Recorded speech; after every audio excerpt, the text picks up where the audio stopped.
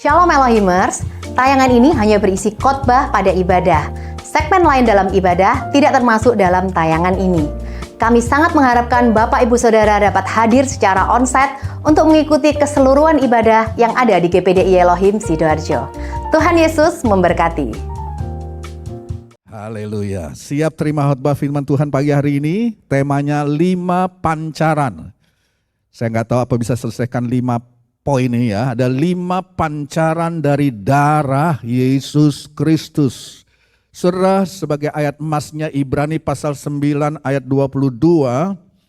Ya, satu ayat saja kita baca, Ibrani 9 ayat yang ke-22. Mengingat waktu, satu ayat kita baca Ibrani 9:22. Dan hampir segala sesuatu disucikan menurut hukum Taurat dengan darah. Dan garis bawah ini, tanpa penumpahan darah tidak ada pengampunan. Bapak Ibu, kita melihat saudara, pusat daripada seluruh kebenaran Injil Yesus Kristus adalah darah, saudara. Ya, semua orang Kristen memahami, ya, dan waktu kita memperingati setiap bulan tentang korban darah, kematian dan kebangkitan Yesus di atas kayu salib, kita memperingatinya dengan saudara perjamuan kudus. Kita memegang roti, mengangkat cawan perjamuan kudus. Itu sebenarnya adalah bagian yang paling penting dalam kesaksian. Saudara sedang bersaksi, waktu saudara makan dan minum tubuh dan darah Tuhan, itu bagian yang paling penting dalam pemberitaan saudara, dalam kesaksian saudara, dan dalam kehidupan keimanan saudara sebagai pengikut Kristus. Ya, cuma saudara seringkali mengherankan, ada begitu banyak orang Kristen yang belum memahami kedudukan dan kuasa yang ada di dalam darah Kristus itu, sebagaimana yang diajarkan oleh firman Allah. Dan mungkin saudara sudah menerima Yesus sebagai Tuhan dan Juru Selamat, ya, saudara sudah membuka hatimu bagi Yesus, dan saudara sudah percaya bahwa Dia sudah mati untuk menanggung dosa-dosa kita semua. Tetapi mungkin saudara ada beberapa kita yang tidak betul-betul memahami tempat, posisi dan kuasa dari darah Kristus.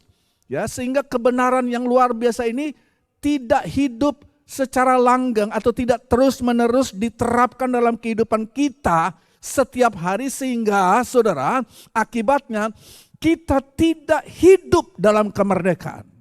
Kita tidak mengalami kehidupan dalam kemerdekaan dan kemenangan yang sebenarnya sudah Tuhan sediakan melalui darah Kristus. Itulah sebabnya 5 hal yang kita akan lihat saudara tentang darah ini. Nah, pagi hari ini darah itu berbicara tentang, jadi Alkitab bicara tentang pentingnya darah, dan darah bicara tentang kehidupan yang diberikan saudara, sebab kehidupan ada dalam darah. Jadi darah bicara tentang kehidupan yang diberikan sebagai pengganti kehidupan orang lain, ya.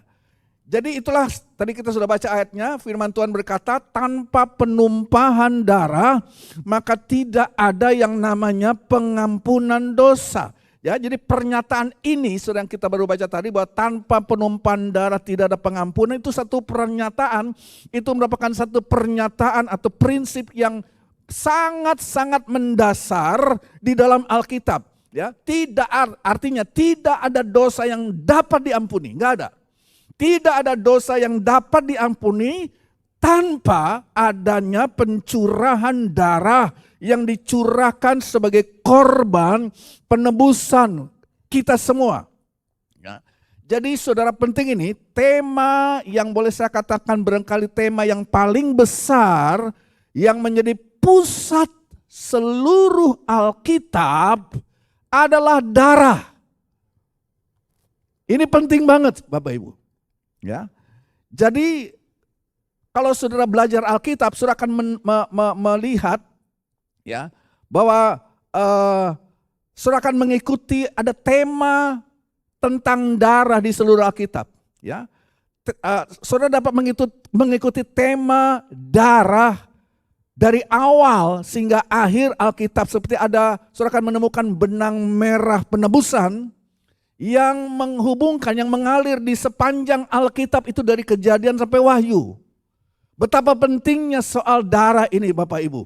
Ya, dan pagi hari ini seperti saya katakan, ya saya harap saya bisa menyelesaikan dengan cepat semuanya. 5, kita akan lihat bersama-sama 5 cara Alkitab menggambarkan darah sebagai sebuah pancaran. 5 pancaran darah Yesus Kristus yang digambarkan di dalam firman Allah. Kalau saudara mau bercatat, yang pertama saudara, yang pertama yang diajarkan Alkitab adalah bahwa darah adalah pancaran, tulis, darah merupakan pancaran kehidupan. Darah merupakan, ini pancaran yang pertama, pancaran kehidupan. Ayatnya Imamat 17, kita baca Imamat 17 ayat yang ke-11. Imamat 17:11, karena nyawa makhluk hidup ada di dalam darahnya, dan aku telah memberikan darah itu kepadamu di atas mezbah untuk mengadakan pendamaian bagi nyawamu, sebab darah mengadakan pendamaian dengan perantaran nyawa. Jadi pernyataan ini sudah di Imamat pasal 11 merupakan salah satu pernyataan yang paling penting di seluruh Alkitab. Memang ini bukan pernyataan tentang darah yang pertama kali saudara. Jadi ini bukan, tetapi saudara saya boleh katakan ayat yang kita baca saudara walaupun bukan singgungan pertama dalam Alkitab tentang darah. Tetapi inilah bagian yang memberikan penjelasan yang paling jelas mengenai mengapa darah memiliki kedudukan yang begitu penting di dalam keselamatan yang Allah berikan kepada saya dan saudara. Ya. Kalau kita pelajari saudara dalam ayat ini 2 hal atau 2 kebenaran yang sangat mendasar yang dikemukakan. Kebenaran yang pertama adalah bahwa darah adalah sumber kehidupan secara jasmani. Itu dulu. Sumber kehidupan secara jasmani atau secara biologis. Ya. Dan hal ini merupakan sesuatu yang sangat sederhana yang saya kira semua kita mengerti bahwa kalau seluruh darah dalam tubuh kita itu dikeluarkan, keluar dari tubuh seseorang, maka tubuh itu akan mati. Itu semua orang udah tahu ya. Tanpa kita harus jadi dokter juga kita tahu kalau seluruh darah itu dikucurkan keluar dari tubuh kita, kita akan mati. Itu satu fakta yang dapat dipahami oleh semua orang. Ya, tidak perlu kita belajar ilmu kedokteran, saudara. Ya, jadi saudara, sejak dahulu kala manusia itu sudah tahu bahwa kehidupan jasmani tidak dapat dipisahkan dengan yang namanya darah. Saudara. Ya. Kurang lebih baru sekitar 1,5 abad barangkali, ya saudara, dengan berkembangnya ilmu pengetahuan kedokteran, maka manusia baru barangkali mulai menyadari betapa luar biasanya fungsi darah bagi seluruh kehidupan manusia. Ya. Nah saudara, berdasarkan pengetahuan manusia biasa tentu saudara Musa yang menulis ayat yang kita baca tadi, dia katakan bahwa darah begitu penting dan merupakan kehidupan dari manusia itu sendiri. Berdasarkan pengetahuan manusia yang biasa tentu saudara Musa tidak bisa menuliskan hal ini sebab saudara ya Musa gak tahu apa-apa soal fungsi darah ya. Tetapi saudara ya 3 boleh dikatakan pernyataan Imamat pasal 11 ini kepada Musa itu kurang lebih 3.400 tahun yang lalu. Tapi di dalamnya saudara ada pengertian yang sangat mendalam yang diaminkan dengan penemuan-penemuan mutakhir kurang lebih dalam 150 tahun terakhir dari kedokteran, dari medisin tentang fungsi penting dari darah yang memberi hidup. Saudara, ya. Sekarang kita mengetahui bahwa hampir setiap sel di dalam tubuh saya dan saudara itu bergantung, sangat bergantung kepada yang namanya darah. Begitu banyak penyakit, ya.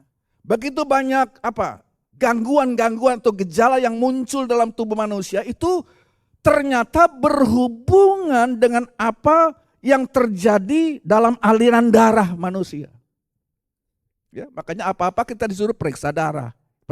Sebab dengan melihat keadaan kondisi darah kita, maka dokter dapat menemukan barangkali gangguan penyakit apa yang ada.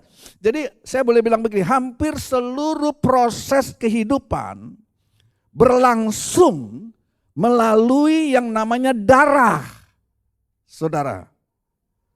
Oleh sebab itu firman Tuhan berkata dengan tepat sekali, tadi kita sudah baca, nyawa makhluk hidup ada di dalam apa? Darahnya. Ya. Nah, saudara, ada satu kejadian ya di sebuah gereja, ya, satu peristiwa yang menarik lah atau mengagetkan. Saudara, di gereja itu ada satu upacara pernikahan ya dari anggota gereja yang kebetulan zaman itu saat itu ya. Anggota gereja inilah ponakannya Presiden Amerika. Saat itu Presiden Nixon ya. Jadi saudara, waktu pesta atau waktu pemberkatan diselenggarakan di gereja tersebut ya, tanpa diketahui oleh gembala, bahkan tanpa diketahui oleh jemaat Tuhan yang hadir pada pesta pemberkatan nikah itu, Presiden Amerika ternyata mau hadir. Sudah coba bayangkan ya. Kira-kira kalau ada anggota ponakannya Presiden Prabowo kira-kira menikah di gereja kita, tiba-tiba Prabowo mau datang. Sudah dapat bayangkan pada saat itu saudara, seluruh gereja ini akan disterilkan ya kan. Akan tiba-tiba Secret Service itu mulai berdatangan dan mulai mengatur ya, segala pakai anjing pelacak dan sebagainya demi keamanan daripada acara tersebut. Karena pada orang penting yaitu presiden, pada saat itu Presiden Richard Nixon. Dan saudara, beberapa anggota daripada sidang jemaat daripada gereja itu yang bekerja di rumah sakit juga kasih tahu ya, rupanya pada pagi hari itu anggota gereja yang bekerja di rumah sakit dapat telepon dari pemerintah, dari pihak keamanan ya, dan mereka ditanya begini, pertanyaannya spesifik ya. Dikatakan berapa banyak kantong darah yang sesuai dengan golongan darah Presiden Nixon ini yang tersedia di di rumah sakit terdekat dari gereja tersebut. Saudara, di sini kita dapat melihat betapa pentingnya yang namanya darah. Ya, Secret Service itu sudah mengantisipasi kalau keadaan darurat menyerang umpamanya datang, maka barangkali ada rencana pembunuhan dan presiden terluka, mereka sudah mengantisipasi darah tipe apa yang dapat diberikan kepada orang nomor 1 Amerika ini. Ya, itu cuma mau menggambarkan saudara betapa pentingnya darah ya untuk menopang kehidupan, sehingga peristiwanya belum kejadian, ya belum ada apa-apa yang terjadi, sudah diantisipasi dengan penyiapan darah untuk menyelamatkan kehidupan dari orang nomor 1 di Amerika saat itu. Ya.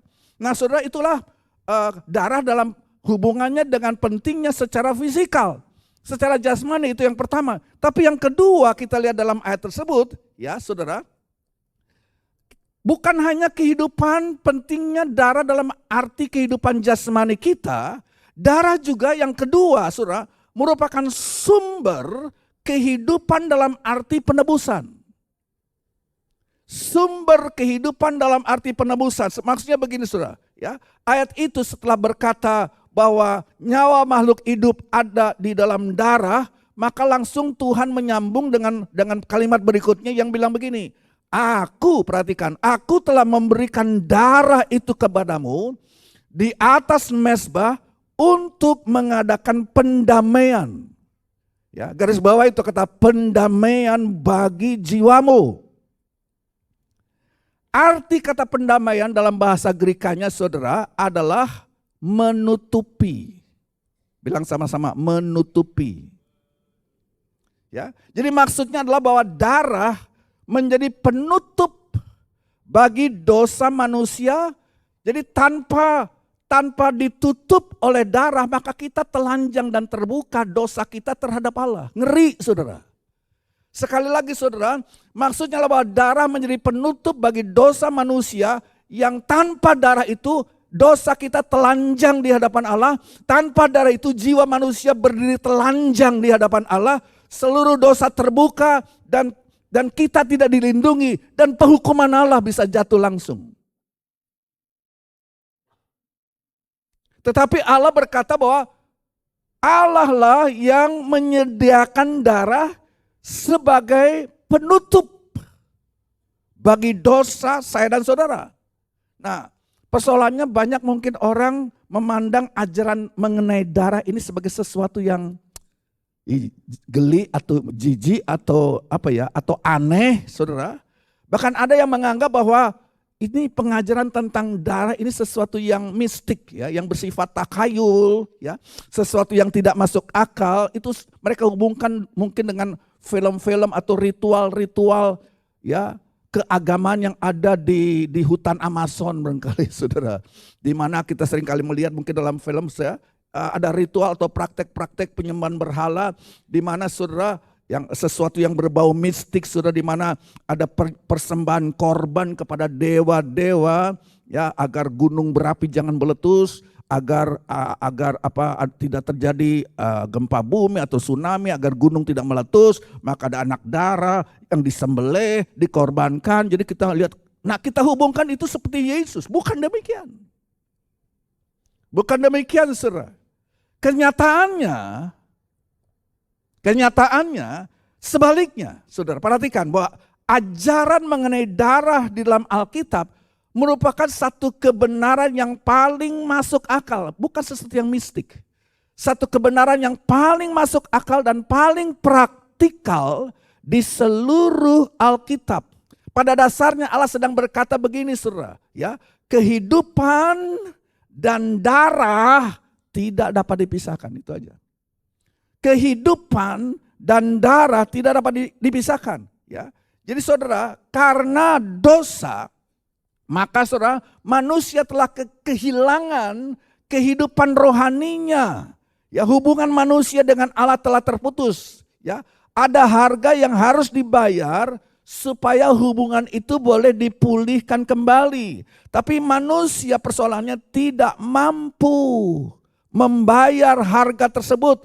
Ya, kalau toh saudara, kita gambarkan, kita bayangkan bila dia harus membayarnya dengan mencurahkan dengan hidupnya sendiri, oke. Ya, silakan saudara mengorbankan untuk menebus saudara kehidupan saudara, ya maka saudara mengorbankan nyawa saudara. Tapi kan bagaimana saudara? Begitu kita mengorbankan nyawa kita untuk kehidupan kita, ya kita mati. Mau bagaimana? Ya. Sesuatu yang menjadi penting dalam hidup kita harus dikorbankan supaya kita hidup. Kalau hanya manusia datang boleh diterima Tuhan dengan membayar dengan kemampuan darahnya sendiri, oke silakan. Dia curahkan darahnya, habis itu dia mati, berarti nggak ada gunanya, saudara.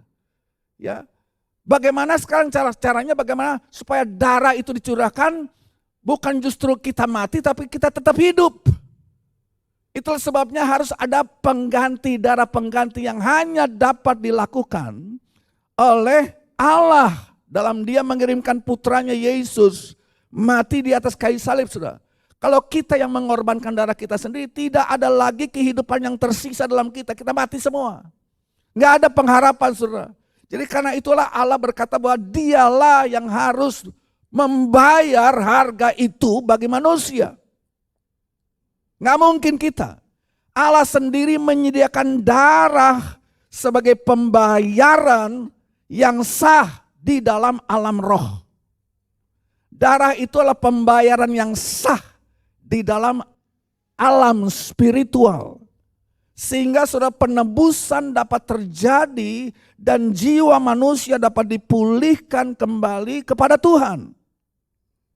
Jadi saudara, pada saat darah dicurahkan, maka sesuai dengan ketetapan Allah ada pancaran kehidupan. Waktu darah dicurahkan adalah dalam bentuk simbolis ya, waktu kita minum darah Kristus.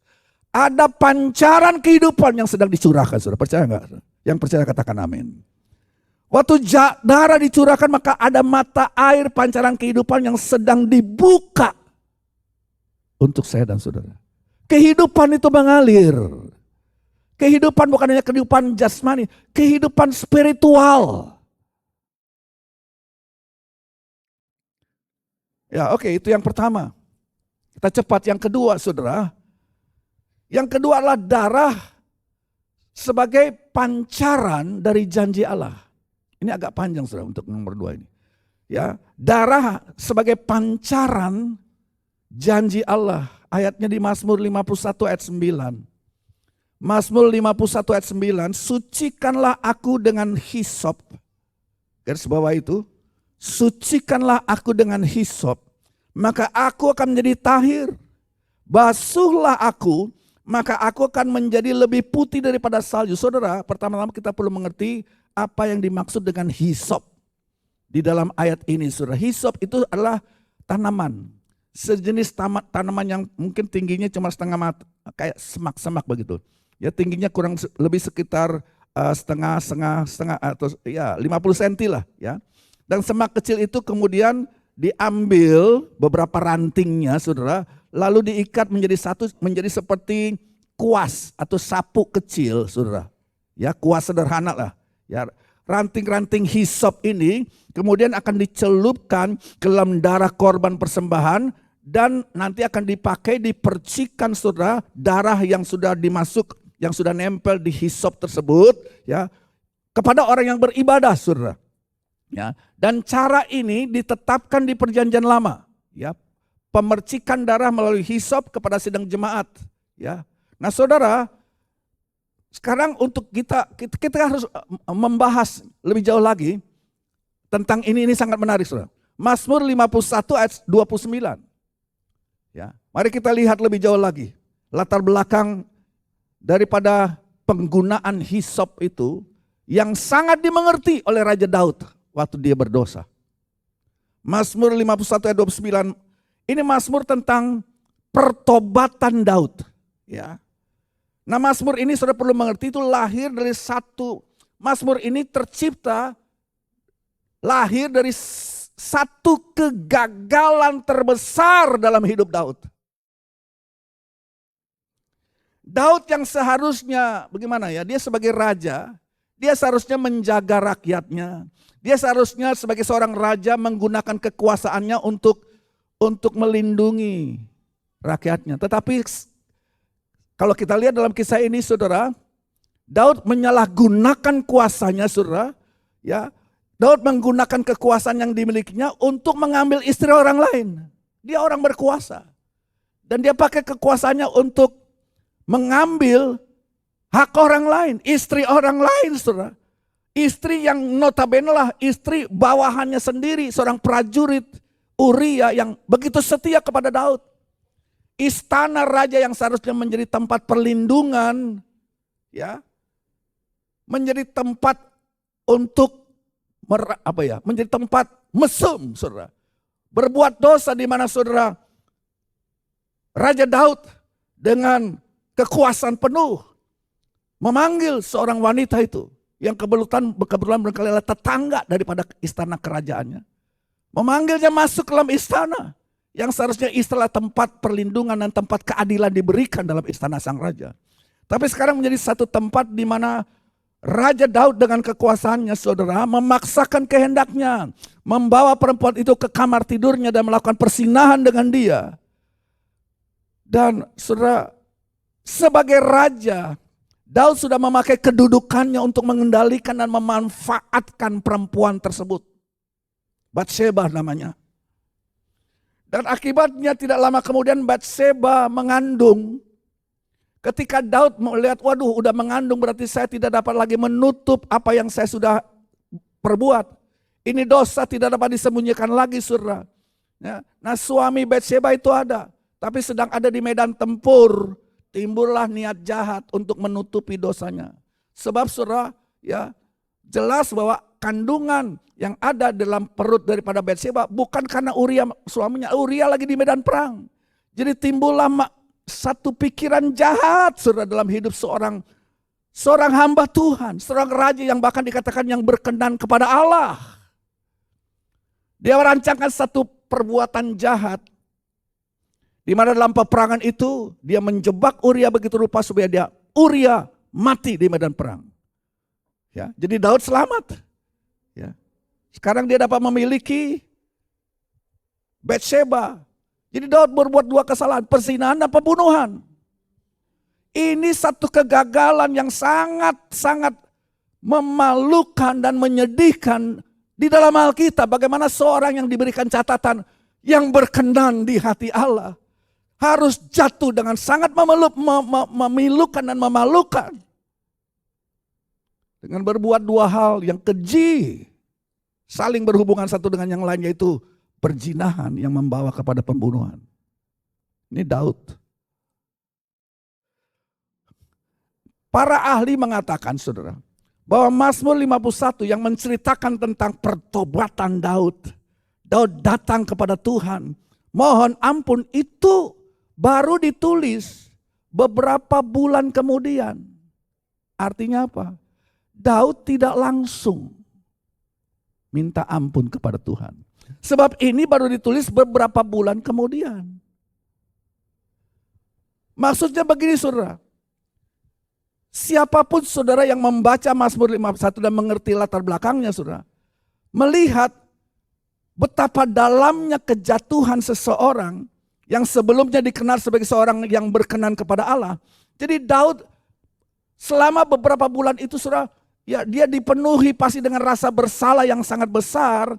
Ya saudara, dia menyadari sesadar-sadarnya bahwa dia telah gagal parah, hancur-hancuran, gagal dengan sangat memalukan. Dia seorang hamba Tuhan. Nah saudara, kalau saudara menempatkan diri dalam pengalaman Daud, siapapun yang pernah mengalami kegagalan besar di dalam hidup pengiringan kita kepada Tuhan, memahami bahwa seringkali saudara, kita nggak berani datang kepada Tuhan. Kita takut. Sebab ini memalukan, kita tidak dapat membayangkan bagaimana dosa yang begitu besar, begitu dahsyat. Kok kita berani-beraninya mendatangi, menghadap-hadap Tuhan dan main selonong boy dan bilang, Tuhan ampuni, enak aja. Mungkin pikiran kita seperti itu. Sehingga itu yang membuat barangkali Daud bertahan beberapa bulan, ditekan dengan kesalahannya sendiri. Dan tidak segera datang kepada Tuhan karena pemikiran-pemikiran itu, waduh, ya aku tidak dapat membayangkan sebuah dosa yang luar biasa yang aku sudah lakukan. Bagaimana mungkin aku berani datang kepada Tuhan? Jadi sebenarnya saudara, waktu kita berdosa, Tuhan menanti kita. Tuhan tidak malah lari dari kita. Persoalannya kita yang lari daripada Tuhan. Kenapa? Hati kita menuduh kita. Itu yang dihadapi oleh Daud. Hati kita begitu hancur sehingga kita sulit membayangkan bahwa kita masih dapat datang. Kita kok masih bisa diterima? Nggak mungkin, saudara.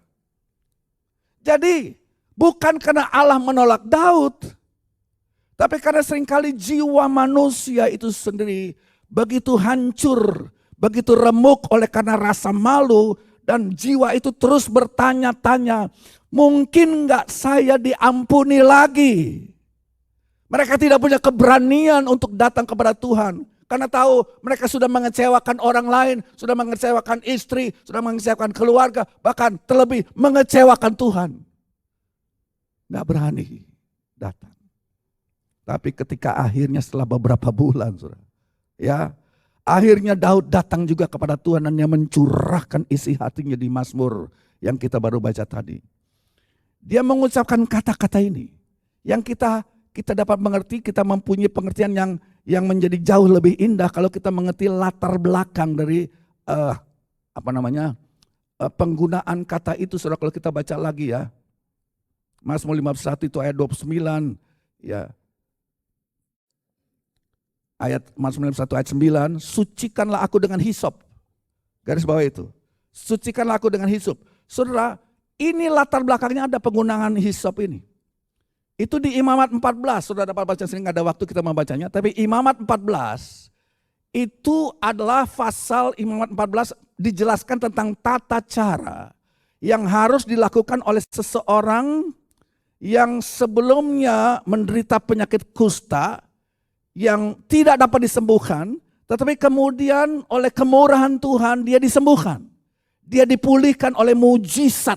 Jadi saudara, mujizat kesembuhan bukan hanya berlaku di perjanjian lama, itu sudah ada sejak perjanjian bukan hanya di perjanjian baru, tapi sudah bekerja di perjanjian lama, saudara. Ya bukankah Allah kita disebut sebagai Yehova apa?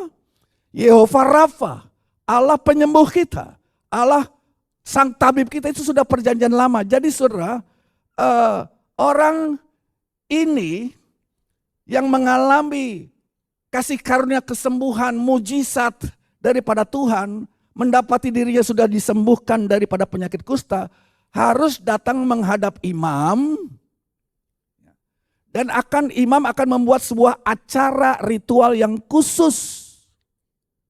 Upacara ini bukan mau menyembuhkan penyakit, dia sudah sembuh, ya. Tapi saudara, upacara ini dilakukan adalah upacara secara resmi mau menyatakan ya bahwa orang ini sudah tahir, sudah sembuh dan diizinkan pulang kembali ke rumah tangganya. Pulang kembali ke masyarakatnya dan menjalani kehidupan sesuai dengan rancangan Tuhan dalam hidupnya. Ya, sebab selama ini, selama penyakit kusta mengena dalam dirinya, dia hidup terasing di luar perkemahan daripada orang Israel.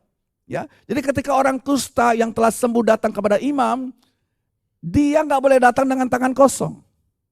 Ya, perhatikan ini ceritanya, saudara. Dia nggak boleh datang dengan tangan kosong, dia harus membawa korban persembahan yang sudah ditentukan sebagai ucapan syukur. Korban tersebut apa? Dia harus membawa 2 ekor burung merpati. 2 ekor burung tekukur, ya. Burung yang kecil ini, saudara, ya. Orang itu harus datang membawa kedua burung itu, mungkin dimasukkan dalam satu sangkar, jadi 2 burung itu dibawa dalam satu sangkar, ya.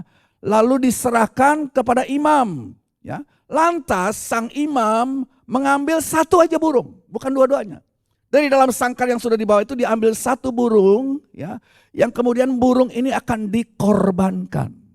Caranya apa? Lehernya dipatahkan, tubuhnya dibelah, lalu dipersembahkan di atas mezbah. Ya, setelah itu perhatikan, air dituangkan ke atas korban tersebut sehingga air itu bercampur dengan darah dan mengalir ke dalam sebuah basin, dalam sebuah bejana, saudara. Ya, perhatikan langkah-langkahnya, ini semua gambaran yang sangat indah. Ya, saudara, dan herannya Allah juga memerintahkan supaya di dalam basin itu, dalam bejana itu yang sudah ada campuran antara darah dan air, dimasukkan sepotong kayu aras. Allah tidak kasih penjelasan apa maksudnya, kenapa harus dimasukkan sepotong kayu aras. Ya, jadi perhatikan ada tiga hal dalam bejana. Yang pertama, darah dari burung yang pertama yang disembelih, saudara. Yang kedua, air yang dituangkan ke atasnya. Dan yang ketiga ada sepotong kayu aras. Nah, sesudah itu, saudara, semuanya itu sudah dipersiapkan, imam akan mengambil hisop. Hisop tadi, ya. Seikat ranting hisop dicelupkan dalam campuran darah yang bercampur dengan air di dalam bejana tersebut, lalu dipercikan 7 kali ke atas Ke atas orang yang sudah sembuh itu tadi dari penyakit kusta. Dan setiap kali darah dipercikan ke atas orang yang sakit kusta itu, seperti sedang dicanangkan dalam kehidupan orang sakit kusta ini bahwa orang ini sudah menerima kesembuhan, pemulihan, dibersihkan oleh karena kasih karunia Allah dalam hidupnya. Dia bukan saja menerima kesembuhan, tapi juga telah dipulihkan sepenuhnya sehingga boleh kembali ke perkemahan orang Israel, boleh kembali ke tengah-tengah rumah tangganya, saudara. Nah, setelah percikan yang ke-7 dipercikan, saudara, apa yang terjadi? Imam meletakkan hisop itu, lantas saudara ingat ya, masih ada 1 burung yang belum diapa-apain. Ini menarik. Burung yang masih 1 ini, saudara, dikeluarkan dari kandang, kemudian dilepaskan pergi. Oh, itu bayangan dari kehidupan yang baru yang dilepaskan. Merdeka oleh karena darah Kristus. Berikan kemuliaan bagi Tuhan. Kehidupan yang baru dilepaskan, saudara. Ini cerita ini mungkin tidak dimengerti oleh para imam, dilakukan oleh orang yang sakit kusta itu. Mereka nggak mengerti, tapi sekarang kita bisa mengerti yang hidup di perjanjian baru. Ya, saudara, gambaran ini begitu indah. Gambaran ini begitu dramatis sehingga ketika Yesus, korban yang sebenarnya itu, menggenapi gambaran tersebut waktu dia naik ke atas kayu salib, saudara. Kita melihat satu korban yang telah menyediakan untuk saya dan saudara penyucian yang sempurna bagi penyakit, segala penyakit yang tidak bisa disembuhkan, yaitu dosa. dosa manusia. Dan saudara, kemungkinan untuk menerima kehidupan baru itu terbuka. Terbuka untuk saya dan saudara, pengidap kusta dosa tadinya. Karena apa? Kepada Yesus Kristus ditimpakan. Yesus sudah ditimpa dengan gelombang, berdasarkan gelombang dosa yang seperti air yang dicurahkan tadi bercampur dengan darah daripada burung yang disembelih tadi. Jadi air yang mengalir tadi itu sudah menggambarkan saudara derasnya hukuman atas dosa yang dicurahkan atas Yesus, saudara. Jadi perhatikan, ditambah lagi ada kayu aras. Alkitab di Perjanjian Lama tidak pernah menjelaskan apa maksudnya kayu aras kok dimasukkan di dalam basin tersebut. Dan kita sekarang mengerti, 2000 tahun yang lalu saudara, maka kita melihat di sana juga terdapat didirikanlah sepotong kayu di atas kemuncak Golgota. Ya, di dalam Perjanjian Lama nggak pernah dijelaskan ini artinya apa, tapi sekarang saudara, kayu kita dapat melihat bahwa saudara kayu itu merupakan bayangan atau kayu aras yang dicelupkan, dicampurkan di dalam campuran air dan darah tersebut merupakan bayangan bahwa satu hari nanti korban yang sejati akan dipersembahkan di atas sebuah kayu di atas kemuncak Golgota. Itulah kayu salib. Di sanalah darah Kristus dan air mengalir dari tubuhnya saudara, mengalir bersama-sama, mendatangkan penyucian, mendatangkan pengkudusan bagi seluruh umat manusia yang memandang kepada korban tersebut.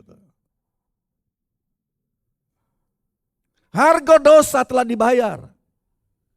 Nah, karena harga dosa telah dibayar, kita seperti burung yang satu yang dilepaskan, dibebaskan, saudara, terbang di udara untuk menjalani satu kehidupan yang merdeka, yang sesuai dengan maksud tujuan Allah, rancangan Allah untuk saudara hidupi di alam kemerdekaan ini.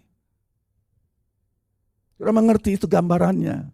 Nah, si Daud waktu dia tulis Mazmur 51, dia mengerti hal ini. Sucikanlah aku dengan hisop ya Tuhan. Daud mengerti banget. Jadi dengan iman, dalam pengertian Imamat pasal 14, Daud melantunkan pujian Mazmur 51. Sucikanlah aku dengan hisop. Percikanlah darahmu, walaupun itu belum terjadi. Daud seperti sedang memandang ke depan. Ya, ratusan tahun kemudian di mana anak domba Allah, bukan lagi merpati, anak domba Allah berkorban, darahnya dicurahkan. Dengan hisop itu dia memercikkan atas seluruh kehidupan kita pada pagi hari. Dan kita menerima kehidupan, kita menerima pengampunan, kita menerima pemulihan, berikan kemuliaan bagi Tuhan.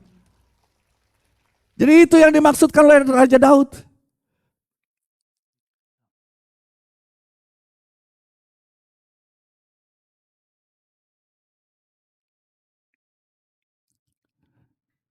Mungkin saya ambil yang terakhir saja, kita sampai di nomor 3 ya. Efesus 1 ayat 7, hal yang ketiga saudara, saya sebut sebagai pancaran pengampunan. Pancaran pengampunan, Efesus 1 ayat 7, di dalam dia kita memiliki penebusan oleh darahnya, yaitu garis bawahi, pengampunan dosa menurut kekayaan kasih karunia-Nya. Jadi perkataan penebusan, saudara, di dalam ayat 7 itu berhubungan langsung dengan gambaran yang baru kita lihat tadi, yaitu merpati atau burung tekukur yang tidak dibunuh, yang tidak disembelih, tapi malah dibebaskan, dikeluar dari kandang itu dan dilepaskan bebas merdeka di angkasa. Penebusan bicara tentang pembebasan. Penebusan bicara tentang kemerdekaan, seperti burung yang dilepaskan merdeka.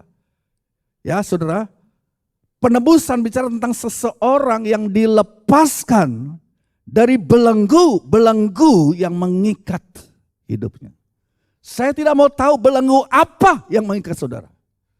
Tapi kalau saudara kita boleh mengerti kehebatan dan saudara ngeh dan saudara diilhami oleh Roh Kudus dan mengerti dalam dirimu bahwa korban Yesus Kristus seperti merpati yang satu itu, dia dipatahkan batang lehernya, kemudian dibelek dan darahnya dicurahkan bercampur dengan air dan ditaruhkan di situ sebatang pohon aras, kayu aras, dan disitulah Yesus di atas pohon yang besar, di atas kayu salib kayu itu mencurahkan darahnya. Saudara, kita dimerdekakan, tidak ada ikatan apapun yang dapat mengikat kita. Kita mengalami pembebasan, saudara.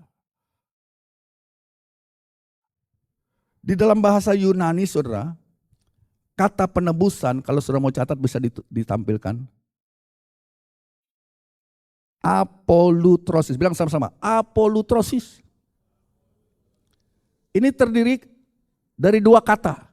Apolutrosis itu ada dua kata yang membentuk istilah itu ada bahasa Grekanya, saudara. Itu untuk api-apian aja, saudara. Saya bukan berarti, bukan yang itu. Tapi bunyinya begitu, apolutrosis. Itu ada dua kata, apo dan luo. Apo itu artinya kalau belajar sedikit bahasa Greka, keluar dari, apo, ya, keluar dari atau terlepas dari. Sedangkan lutrosis atau luo itu berarti dibebaskan, dilepaskan. Jadi ketika Alkitab berkata bahwa kita memiliki penebusan melalui darah Kristus atau apolutrosis, itu artinya melalui darah Yesus kita telah dibebaskan, dilepaskan, dibawa keluar dari kuasa dosa.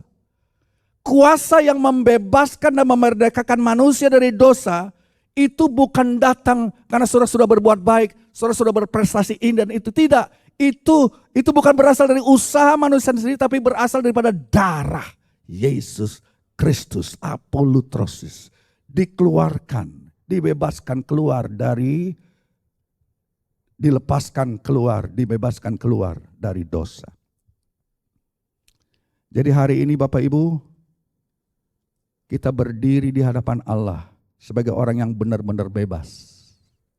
Kau nggak percaya, saudara? Saya ulangi lagi. Oleh karena darah Kristus, hari ini kita berdiri di hadapan Allah sebagai orang yang benar-benar dibebaskan, dimerdekakan. Bukan karena saya layak menerimanya, bukan karena saya orang hebat dan sudah mengikuti berbagai macam aturan-aturan Alkitab, tapi semata-mata karena belas kasihan daripada Allah. Sampai di situ dulu ya. Kalau saudara mau ikuti sisa yang kedua, datang lagi sebentar sore, saudara ya. Oke, mari sama-sama kita bangkit berdiri.